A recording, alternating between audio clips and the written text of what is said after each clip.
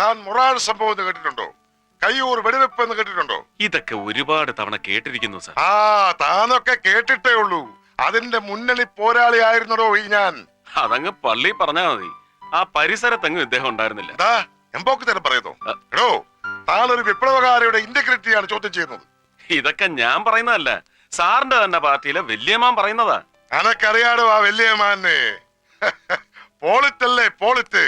പറ്റിയ അവസരം വരട്ടെ, ഓന്റെ ബ്യൂറോ ഞാൻ വെട്ടി നിർത്തും. അതൊക്കെ ഞങ്ങൾ തമ്മിൽ തീർത്തോളാം. നമ്മളിപ്പോ എവിടെയാ പറഞ്ഞു നിർത്തിയത്? അല്ല, നമ്മളൊന്നും പറയുന്നില്ല, എല്ലാം സാറ് തന്നെയാണ് പറയുന്നത്. അതെ, ഞാൻ പറയുന്ന കാര്യം ഞാനല്ലാതെ പിന്നെ താൻ പറഞ്ഞാൽ ശരിയാകൂ. അത് കൊള്ളാം. താൻ ഇന്നലെ എന്ത് പോക്കരത്തിലാണ് ആ കോടതി കിടന്ന് കാണിച്ചത്? വിപ്ലവം കൊടിമൂത്തുന്ന കാലത്ത് പോലും കോടതി കയറിയാൽ ഞങ്ങളൊക്കെ പരമാവധി 2 മുദ്രാവാക്യം വിളിക്കും, അതും ആരും കേൾക്കാതെ. ഇതാണോ നിരപരാധിനെ പിടിച്ച് അപരാധിയാക്കിയതും പോരാ, യഥാർത്ഥ അപരാധിനെ ഇയാൾ തൂക്കിയെടുത്തോണ്ട് വന്ന് കൂട്ടി നിർത്തിയപ്പോ ജഡ്ജിയുടെ മുമ്പിൽ വെച്ച് തന്നെ അവനിട്ട് വെച്ച് കീറിക്കൊടുക്കുക എന്നൊക്കെ പറഞ്ഞ നോക്കണു. തല പോലെ കാര്യങ്ങൾ പറയുമ്പോ അയൽവക്കത്തെ തെങ്ങുമേലുള്ള തേങ്ങ നിന്റെ മറ്റേ പരിപാടി ഉണ്ടല്ലോ, അതിവിടെ വേണ്ട. ആ, അവിടം കൊണ്ട് നിർത്തിയോ? കോടതി മുറ്റത്തോട്ടിറങ്ങി നേരത്തെ അടിയല്ലായിരുന്നു? ഒരുമാതിരി പൂരപ്പറമ്പില് ആന വരണ്ട പോലെ. അവൻ പയ്യൻ, പ്രായക്കുറവ്, അതിന്റെ വിവരക്കേട്. താൻ അവിടെ എന്ത് ചെയ്യായിരുന്നു? എന്റെ പൊന്ന് സാറേ, സീനിയർ നിന്ന് ലാൻഡ് ഓർഡർ ഇട്ട് ഇണ്ടൻ അടിക്കുമ്പോ എനിക്ക് എന്നാ ചെയ്യാൻ പറ്റും സാറേ? പിന്നെ ഞാൻ നോക്കിയും കണ്ട് നിന്നതുകൊണ്ട് ഇങ്ങേരുടെ തടി രക്ഷപ്പെട്ടു. ഓ, ഞാനെന്തെങ്കിലും ചോദ്യം ചെയ്യാൻ വിളിച്ചാൽ എന്തൊരു എളിമ! ഈ കണ്ട ചെയ്തെല്ലാം ചെയ്തു കൂട്ടിയത് ഇയാളാണെന്ന് ഈ മോന്ത കണ്ടാൽ ആരെങ്കിലും പറയൂ? മുഹമ്മദേ, now I am serious.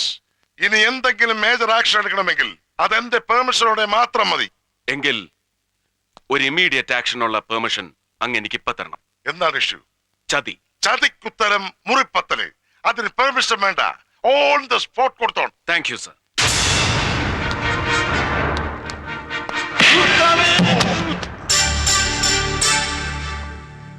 ഇറങ്ങി പോടോ എന്റെ മുമ്പിൽ നിന്ന്. എടാ, തന്നോടല്ലേ പറഞ്ഞ ഇറങ്ങി പോവാൻ?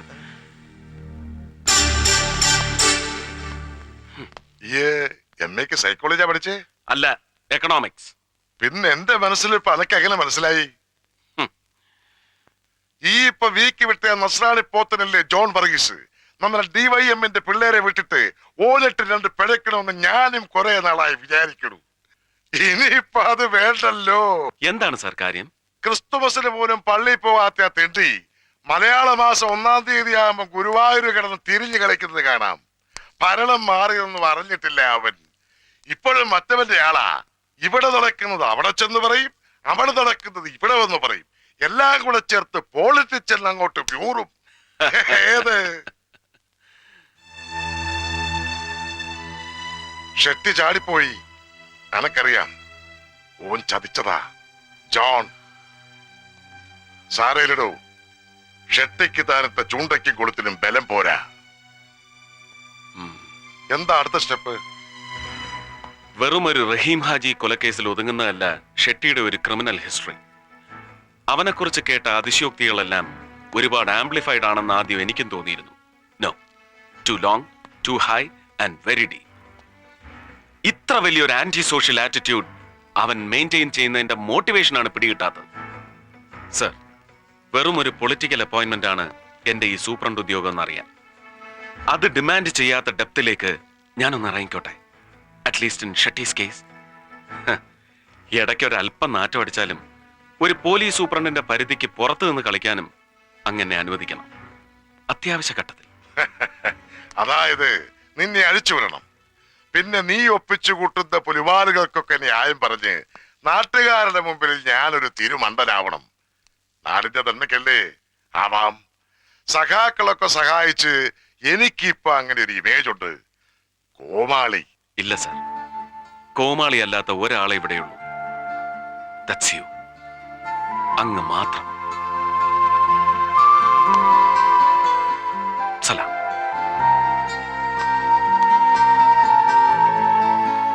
സലാം.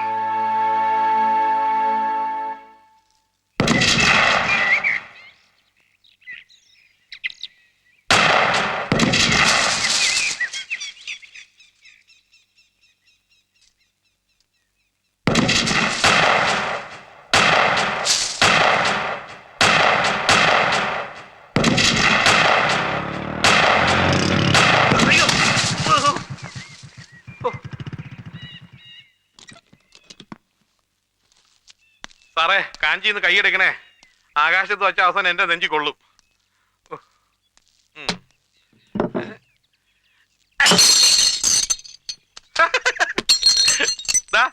ഇത്രയേ ഉള്ളൂ കാര്യം. ഒരു കാലി കുപ്പി പോലും പൊട്ടിക്കാൻ അറിയാത്ത ഒരു പോലീസ് സൂപ്രണ്ടും പട്ടച്ചാരായം പൊട്ടിച്ച് നടക്കുന്ന ഒരു ഷാർപ്പ് ഷൂട്ടറും. അല്ല ഇയാൾ ആരുവാ? ജസ്പാൽ റാണയുടെ മച്ചമ്പിയ. രണ്ട് കണ്ണും തുറന്നു പിടിച്ചാൽ തന്നെ ആടേതാ പൂട ഏതാണെന്ന് തിരിച്ചറിയാൻ മേലാത്ത ഇങ്ങേരാ ഇനി ഒറ്റ കണ്ണ് വെച്ച് ഉന്നം പിടിക്കുന്നത്. ഈ ഷെട്ടി ചാടിപ്പോയ ചമ്മലിൽ ടെൻഷൻ അടിച്ചിരിക്കുന്ന നിങ്ങൾ ഇനി തോക്കല്ല വീരം കൊണ്ട് വെടിവെച്ചാലും കുപ്പി പൊട്ടാൻ പോണില്ല. എന്റെ പണിക്കർ സാറേ, ഉണ്ട സർക്കാരിന്റെ ആണെങ്കിലും നമ്മുടേതാണെങ്കിലും വേസ്റ്റ് ചെയ്യരുത്. കോസ്റ്റ്ലിയാ. സാറ് ദൈവത്തെ ഓർത്ത് ഈ വെടിയൊന്ന് നിർത്ത്. താൻ നിർത്ത്. തന്നെ ഏൽപ്പിച്ച കാര്യം എന്തായി? ആ ചക്രവാണിയെയും അയാളുടെ ബാക്ക്ഗ്രൗണ്ട്സിനെ കുറിച്ചുള്ള ഫുൾ ഡീറ്റെയിൽസ് ഈ ഫയലിലുണ്ട്. എന്താടോ ഇത്? ഒരു രക്ഷയില്ല സാർ. ഒരുമാതിരി അഡ്രസ് ഉള്ള സകല നാടക കമ്പനികളിലും കയറി അന്വേഷിച്ചു. ചക്രവാണി എന്ന പേരുള്ള ഒരു ഡയറക്ടറെയോ റൈറ്ററെയോ നടനെയോ അവർക്ക് മുമ്പ് പരിചയമില്ല. ഒരൊറ്റ പബ്ലിഷിംഗ് കമ്പനി പോലും ഇയാളുടെ ഒരു വർക്കും മുമ്പ് പബ്ലിഷ് ചെയ്തിട്ടില്ല. ഈ അക്കാഡമി അവാർഡ് കിട്ടിയ ചക്രവാണിയുടെ ഒരു സാധനം TC ബുക്ക് റിലീസ് ചെയ്തിട്ടുണ്ട്. അതും 500 കാപ്പി. എന്തിനധികം? വിൽപ്പനയല്ലോ ഉദ്ദേശം. പോരല്ലോ ഗുരുമൂർത്തി. അങ്ങനെ 100% അനോണിമസ് ആയ ഒരു പാസ്റ്റ്, അത്തരം ഒരു ഭൂതകാലം ഈ ലോകത്ത് ഒരുത്തനും ഉണ്ടാവില്ല. തന്റെ അന്വേഷണത്തിൽ എവിടെയെങ്കിലും ഒരു മിസ്സിംഗ് ലിങ്ക് ഉണ്ടാവും. ഒന്ന് ചുഴിഞ്ഞ് ചിന്തിച്ചു നോക്കിയേ, എന്തെങ്കിലും വിഴുങ്ങിപ്പോയിട്ടുണ്ടോന്ന്.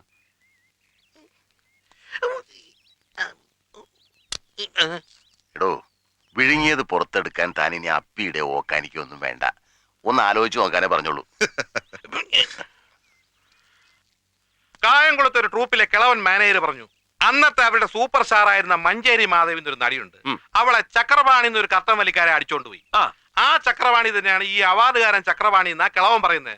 അസൂയ അസൂയാണെന്ന് എന്താ ഇത്ര ഉറപ്പ്? ഞാൻ അന്വേഷിച്ചു. മഞ്ചേരി മാധവിന്റെ നടി ഇപ്പോഴും ഉണ്ട്. ചത്തിട്ടില്ല, ജീവിച്ചിരിപ്പുണ്ട്. പക്ഷെ പ്രേമിച്ചതും ഒളിച്ചോടിയതൊന്നും നമ്മുടെ ചക്രവാണിയുടെ കൂടെ അല്ല, ഒരു പാവം വെളിച്ചപ്പാടിന്റെ കൂടെ, അയ്യപ്പൻ. താൻ ഈ മാധവിയെ നേരിൽ കണ്ടോ? ഇത്രയും ഡീറ്റെയിൽസ് കിട്ടിയ സ്ഥിതിക്ക് അതിന്റെ ആവശ്യമില്ലല്ലോ. ആവശ്യമുണ്ട്. മാധവിൻ തന്നെയായിരുന്നു പേര്. അത് പണ്ട്. ഇപ്പൊ ഞാൻ മറിയാണ്. ഒരു വെളിച്ചപ്പാടിന്റെ ഭാര്യയായിരുന്ന നിങ്ങളുടെ ഈ മതം മാറ്റം നിങ്ങളുടെ ഭർത്താവിന്റെ സമുദായത്തിന് എങ്ങനെ അംഗീകരിക്കാൻ കഴിയും? ഒരുത്തന്റെ അംഗീകാരം എനിക്ക് വേണ്ട സാറേ. ഈ കത്തനാരച്ചന്മാരും കൊള്ളാം, കന്യാസ്ത്രീ മഠവും കൊള്ളാം. ഒരു ദേവീക്ഷേത്രത്തിലെ വെളിച്ചപ്പാട് അസുഖം വന്ന് വീണു എന്ന് കേട്ടപ്പോഴേ അവന്മാര് ചാടി വീണു. അയാളുടെ ഭാര്യയെ തന്നെ തൂക്കിയെടുത്തോണ്ട് പോയി മതവും മാറ്റി പേരും മാറ്റി കഴുത്തേലൊരു കുരിശു ഇട്ടു വന്നു. കണക്ക് നോക്കുമ്പോ പിടികിട്ടിയ കുഞ്ഞാടുകളുടെ ലിസ്റ്റില് ഒരു വെളിച്ചപ്പാടിന്റെ ഭാര്യയെ കണ്ട കാശ് മുടക്കി ഇറ്റലിയിലെ സായിപ്പന്മാർക്ക് സന്തോഷാവൂല്ലേ? ചെമ്പകക്കാവിലെ വെളിച്ചപ്പാട് ഉറഞ്ഞു തുള്ളി തല പൊളിഞ്ഞു ബോധം കെട്ട് വീണുന്ന് സാറന്മാര് വായിച്ചു കാണൂല്ലേ പത്രത്തില്. ദേ തോന്നി അയാളുടെ കുടുംബത്തിന് ഒരു 500 രൂപ അയച്ചു തരാഞ്ഞത് എന്താരും. ഒരുത്തരും ഒന്നും തന്നില്ല. വെളിച്ചപ്പാട് വെളിച്ചപ്പെട്ടില്ലെങ്കിലും സാരമില്ല. അന്തിമയക്കത്തിന് മാധവ ചേച്ചി ഒന്ന് വെളിപ്പെട്ടാൽ നിത്യചെലവിന് മുട്ടുവരില്ലെന്ന് അവിടെയുള്ള ചില വലിയ മുഴുത്തോമാര് വിളിച്ചു പറഞ്ഞു. കെട്ടിയവനെയും കുട്ടികളെയും പോറ്റാൻ ഞാനെന്താ അത് ചെയ്യണമായിരുന്നോ? പള്ളിക്കാര് കരിഞ്ഞില്ലായിരുന്നുവെങ്കിൽ ഞാൻ ചിലപ്പോ അതും ചെയ്തു പോയേനെ. അമ്പലമെങ്കിൽ അമ്പലം, അന്തോനിസ പുണ്യാളനെങ്കിൽ അന്തോനിസ പുണ്യാളൻ, അല്ലാഹു എങ്കിൽ അല്ലാഹു. അത്താഴത്തിനുള്ള അരി ആരൊപ്പിച്ചു തരുന്നുവോ ഞാൻ അവരുടെ കൂടെയാ.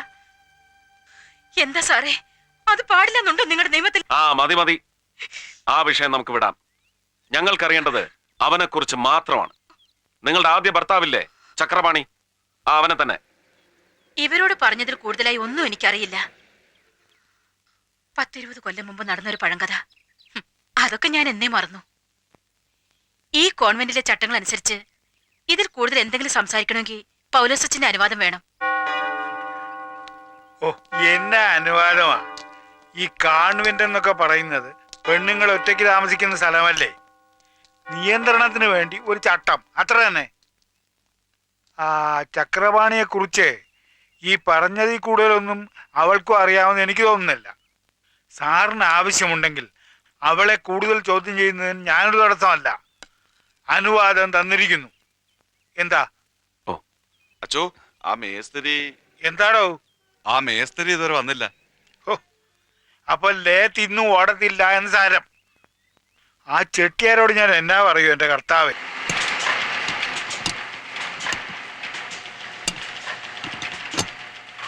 ഇനി ഒന്ന് ഓൺ ചെയ്തേ. തമ്പുരാൻ കാത്തു. വലിയ ഉപകാരമായിപ്പോയി കേട്ടോ പണിക്കർ സാറ്. ആ, നക്ഷത്രക്കാലം എണ്ണി നിൽക്കാതെ ഞാൻ വിഷയത്തിലേക്ക് നോക്കണ. ചവിട്ടി ഓടിച്ചു നാളെ ഓടി വന്നാലേ നന്നാക്കി തരാൻ പണിക്കർ സാറിനെ കിട്ടത്തില്ല, മനസ്സിലായോ? പോലീസിൽ ചേരുന്നതിന് മുമ്പ് മെക്കാനിക്കലായിരുന്നു ഇല്ലയോ? ഓ, അതിന് പോലീസിൽ കയറിയിട്ടും വലിയ വിശേഷമൊന്നുമില്ല. അവിടെ ഇതൊക്കെ തന്നെ പണി. അത് പറ, അങ്ങനെ വരട്ടെ. അതല്ലേ ഇത്ര വലിയ കൈത്തഴക്കം.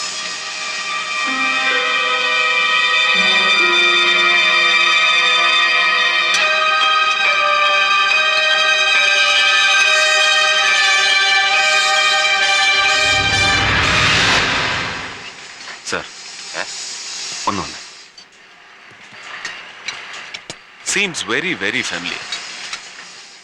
എവിടെയോ ഇതുപോലൊന്ന് കണ്ടിട്ടുണ്ട്, ഓർമ്മ കിട്ടുന്നില്ല. യെസ്, എവിടെയോ കണ്ടതുപോലെ. ആ, വിലാസ്ക് അച്ഛാ, ഇത് എന്തിന്റെ കോമ്പൗണ്ടാ? ആ, ആർക്കറിയാം. ശിവകാശിക്കാരൊരു ചെട്ടിയാറ് വന്ന് ആറാ മെറ്റലുണ്ട്. അയ്യോ, അയാൾ തരും. നമ്മൾ സാധനം അടിച്ചു കൊടുത്തേച്ചാൽ മതി. സ്ഥലം ശിവകാശി അല്ലയോ? വല്ല തീപ്പെട്ടി കമ്പനിയുടെയോ പ്രിന്റിംഗ് മെഷീന്റെയോ സാധനമായിരിക്കും.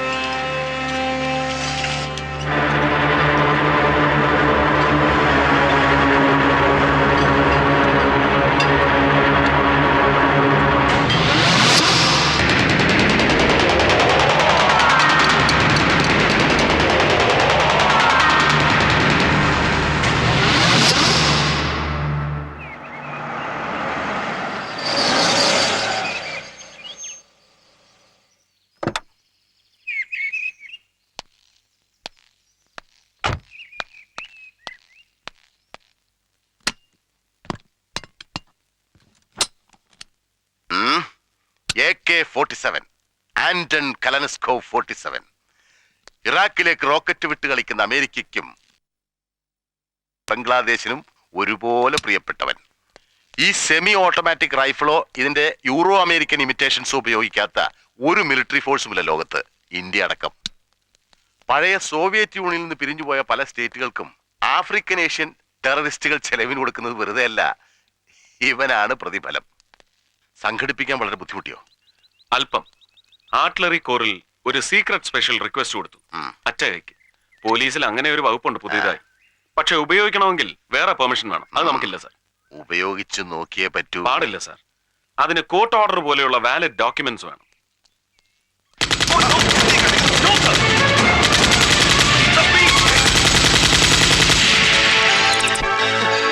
എന്ത് ഭ്രാന്താണ് ഈ കാണിച്ചത്? Are you really mad? ഇത് വട്ട് തന്നെയാ.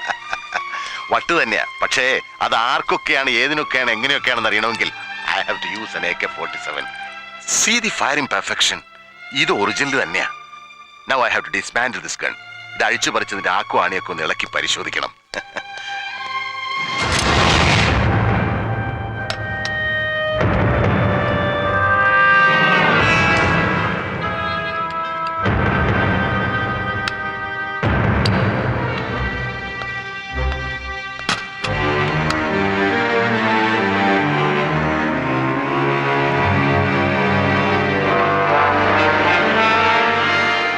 Come on, guys.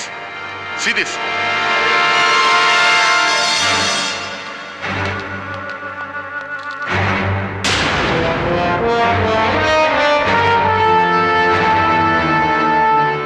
Come on. Use your brains. ഓർമ്മയില്ല? സൂക്ഷിച്ചു നോക്ക്. ഒരവനും ഓർമ്മയില്ല? മനസ്സിലായില്ല? ഛേ. Come on. ബുദ്ധി ഉപയോഗിക്കുക.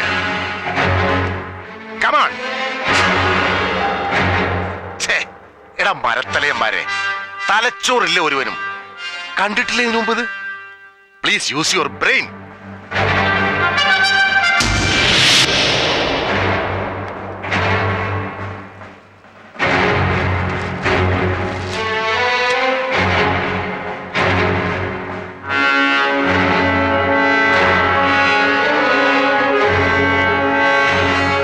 പിടികിട്ടിയില്ല അല്ലേ? That is AK-47 reverbing knot. Knot എന്ന് പറഞ്ഞാൽ KNOT knot. Now identify. Original ഏത്, ഡ്യൂപ്ലിക്കേറ്റ് ഏത്? കഴിയുന്നില്ല. യുവർസെൽഫ്? Exactly see. ഇനിയിപ്പോ തിരിച്ചറിയാതെ എങ്ങനെയാ ഇത് റീഫിറ്റ് ചെയ്യുന്നത്? ഈസി. ഈ റഷ്യൻ മെറ്റൽ അലോയുടെ തേർമൽ റെസിസ്റ്റൻസ് പവർ എന്ന് പറഞ്ഞാൽ 5000 ഡിഗ്രി സെന്റിഗ്രേഡ് ആണ്.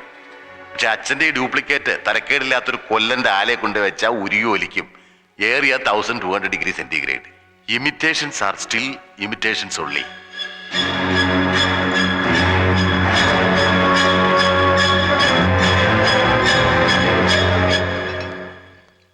ഇതിപ്പോ വന്ന് വന്ന് ഷെട്ടിയൊന്നും ഒരു ടാർഗറ്റേ അല്ലാതെ അവൻ വെറും ഫോർത്ത് റേറ്റ് ക്രൂക്ക്. വിശ്വസിക്കാൻ കഴിയുന്നില്ല. ഒരു ക്രിസ്ത്യൻ മിഷണറിയിൽ ഇതൊക്കെ ഉണ്ടാക്കാന്ന് വെച്ചാ അതും ഒരു പ്രീസ്റ്റ്. എന്തൊരു ചങ്കൂറ്റം. ചങ്കൂറ്റമാണോന്ന് നിർബന്ധമൊന്നുമില്ല, അജ്ഞതയുമാകാം. സായിപ്പ് മൂക്കുകൊണ്ട് ഇക്ഷായും എണ്ണായും വരച്ചിട്ട് നടക്കാത്തൊരു കോമ്പിനേഷൻ ആണോ ഏതോ ഒരു പൗലോസച്ചൻ അതും ഒരു സെക്കൻഡ് ഹാൻഡ് കോയമ്പത്തൂർ ലെയ്ത്തും വെച്ച് ടോ നോ എന്നും പറഞ്ഞുണ്ടാക്കാമോ? അപ്സൈഡ് അപ്സൈഡ് എന്ന് പറഞ്ഞു വെറുതെ തള്ളിക്കളയരുത് സാർ. ഒരു ഡൗട്ട്, ഞാൻ ചുമ്മാ ചോദിച്ചോട്ടെ. ആ കത്തനാരാച്ചനെ പൊക്കിയ എന്തെങ്കിലും തടഞ്ഞാലോ? നോ, ധൃതി പാടില്ല. മതന്യൂനപക്ഷം, ക്രിസ്ത്യൻ പുരോഹിതൻ, ഞാനൊരു മുസ്ലിം. It's a very delicate area. രാജ്യം ചിലപ്പോ കത്തും. എന്ത് ചെയ്യും sir? Gregory, come!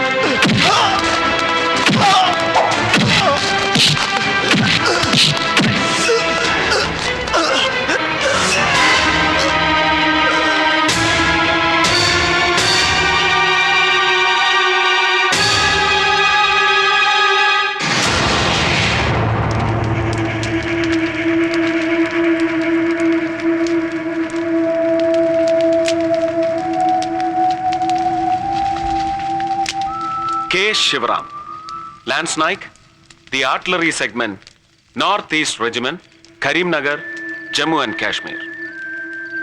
രാജ്യദ്രോഹത്തിന് court martial കഴിഞ്ഞ് പട്ടാള കോടതിയുടെ ഷൂട്ട് അറ്റ് സൈറ്റ് എന്ന എക്സ്ട്രീം സീക്രട്ട് വധശിക്ഷയ്ക്ക് വിധിക്കപ്പെട്ട ഇന്ത്യൻ ജവാൻ. അതെ, 100 കോടി ഇന്ത്യക്കാരിൽ ആർക്ക് വേണമെങ്കിലും എന്നെ കൊല്ലാം. കൊല്ലുന്നവന് വീരശൃംഖല ഉറപ്പ്.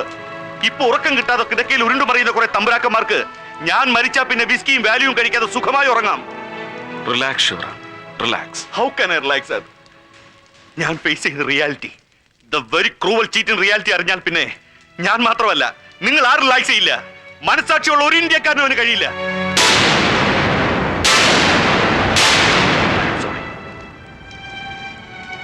I am sorry sir.